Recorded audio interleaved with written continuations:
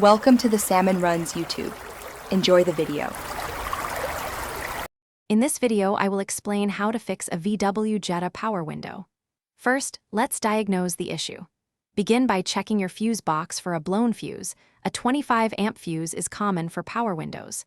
Next, listen carefully for any motor sounds when you press the window switch. If you hear nothing, the motor or switch might be faulty.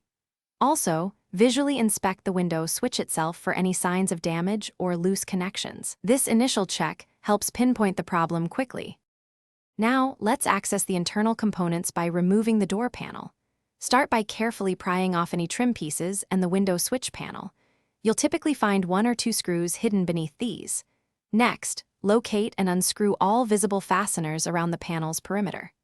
Once all screws are out, gently disconnect any electrical connectors and the door handle cable. Finally, lift the entire door panel upwards and away from the door frame, setting it aside safely.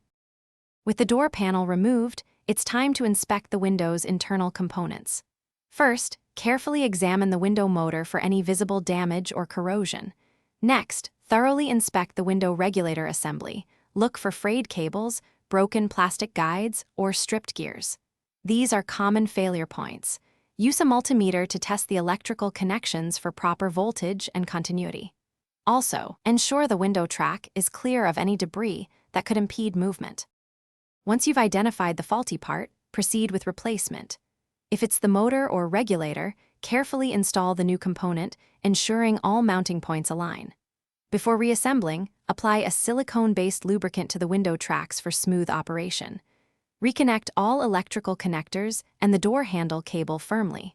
Finally, carefully reattach the door panel, making sure all clips engage and tighten all fasteners. Test the window several times to confirm proper function.